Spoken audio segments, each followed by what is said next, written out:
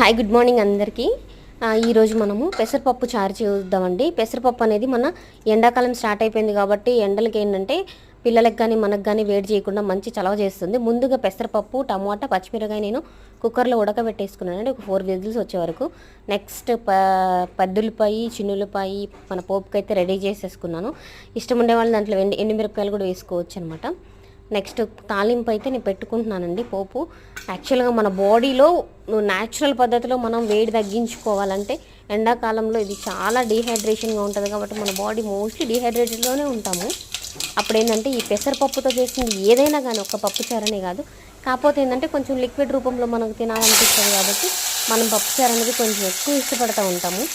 Next వచ్చేసి తాలింపు వేసేసుకున్నాం కదా, ఇది కొంచెం లైట్ బ్రౌన్ కలర్లో వచ్చేసరికి దాన్ని ఫ్రై చేసుకుంటూ ఉండాలి. అలా వచ్చేంత వరకు పోపు తాలింపు గింజలు చిటపట అనేదాకా వేయించాలండి. ఎప్పుడైనా కానీ ఆవాలు కనుక చిటపట అనలేదో అది అసలు బాగుండదు, టేస్ట్ కొంచెం చేదుగా కూడా వచ్చేస్తుంది. ఇక్కడ చూసారా చింతపండు రసం వాటర్ తీసుకున్నాను, అందులో కొంచెం పసుపు, కొంచెం సాల్ట్ అయితే నేను తీసుకున్నాను. కొంచెం సాల్ట్ కూడా మిక్స్ చేసేసి ఆ వాటర్ ముందే కలిపి పెట్టుకున్నాను అనమాట. ఇప్పుడు చూసారా ఆ వాటర్ అనేది కొంచెం మనం మిక్స్ చేసుకుంటాం, ముందుగానే పసుపు వేసి మిక్స్ చేసుకుంటే అయితే బాగుంటుంది అనమాట ఈ చింతపండు రసంలో. తర్వాత చూసారా ఇందాక ఉడకబెట్టుకున్నాం కదా పెసలు, పచ్చ పెసలండి నేను ఇందులో తీసుకుంది. పెసలు టమాటా అది పప్పు గుత్తితో అయితే కొంచెం మంచిగా మ్యాష్ చేసుకున్నాను. నెక్స్ట్ వచ్చి ఆ చారు అనేది ముందు పప్పులో వేసేసాను.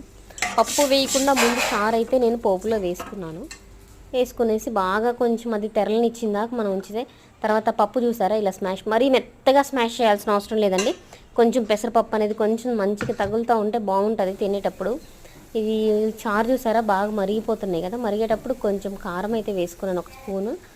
తర్వాత అందులో వచ్చేసి ఈ ఉడకబెట్టుకున్నాం కదా మనం పెసరపప్పు, ఆ పెసరపప్పు పేస్ట్ అనేది మాత్రము టమాటాలు, పెద్దుల్లిపాయ అన్నీ దాంట్లో వేసానండి.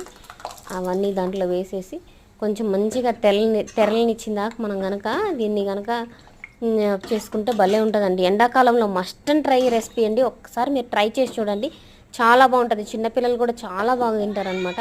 పెసరపప్పు